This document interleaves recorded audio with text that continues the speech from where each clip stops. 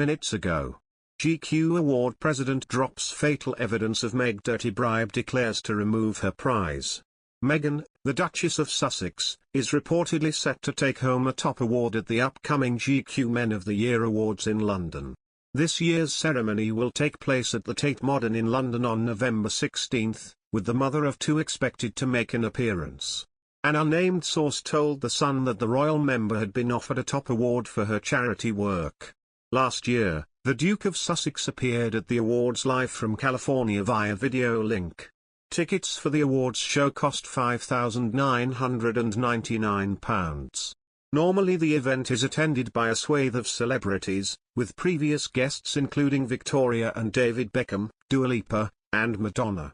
The Duchess of Sussex had made a visit to the UK to attend the Well Child Awards in London with her husband Prince Harry, the Duke of Sussex, when the Queen died at Balmoral Castle. She and her husband greeted crowds outside Buckingham Palace and attended the state funeral at Westminster Abbey on September 19 before flying home.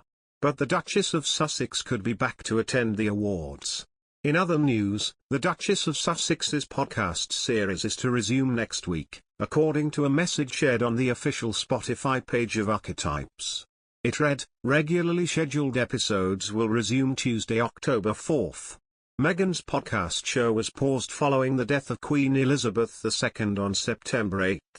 Shortly after the news of the 96-year-old's passing was shared, the Archetypes page on Spotify shared an update, reading, "New episodes of Archetypes will be paused during the official mourning period for Her Majesty the Queen." The last episode was released on September 6 and featured a conversation between the Duchess and actress Mindy Kaling focused on the joys, challenges, and stigmas of the A-lister's life as a single woman. Meghan, who in her program aims to analyze words and typecast often used with a negative connotation when linked to women, has also released conversations with tennis star Serena Williams and singer and songwriter Mariah Carey. While the first one was focused on the word ambition, the second analyzed the duality of the word diva. In all these episodes, Meghan also provided a few glimpses of her life and, at times, criticized the firm and the British press. While opening up with Ms. Williams about a fire that broke out in the nursery room where her son Archie Harrison was meant to be asleep on the first day of the Duke and Duchess of Sussex's tour South Africa in September 2019, Meghan seemingly criticized the palace for seemingly asking her and Prince Harry to carry out with their engagements. After describing the fear and shock she experienced after being told about the incident, Meghan recalled, "Everyone's in tears, everyone's shaken. And what do we have to do? Go out and do another official engagement? I said, this doesn't make any sense. I was like, can you just tell people what happened? And so much, I think, optically, the focus ends up being on how it looks instead of how it feels." In the second episode of her program, Meghan discussed with Ms. Carey being mixed race. The Duchess told the singer, "I mean, if there's any time in my life that it's been more focused on my race, it's only once I started dating my husband. Then I started to understand what it was like to be treated like a black woman, because up until then I had been treated like a mixed woman, and things really shifted." Meghan spoke more about her younger years during her conversation with Ms. Kaling, saying she was an ugly duckling growing up. But she also recalled her first few months dating Prince Harry and being annoyed as people told her she was lucky he had chosen her.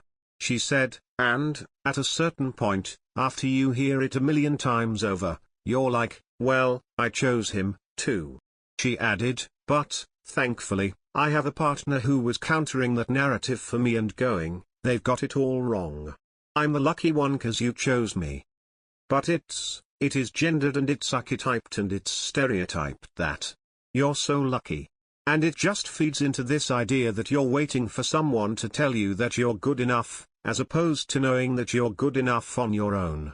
Meghan's references to her past and the firm in the already released episodes lead to believe she may be poised for more revelations in the remaining 8 parts of her series, first launched in late August.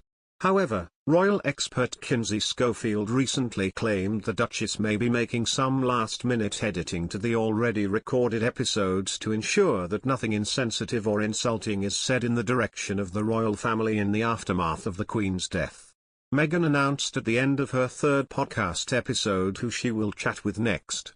Ending her conversation with Ms. Kaling, the Duchess said, "I can't wait to chat with you again next time, when we get a little more specific and dive into the complicated world of the trope known as the Dragon Lady." She then said stand-up comedian Margaret Cho and journalist Lisa Ling will be her next guests.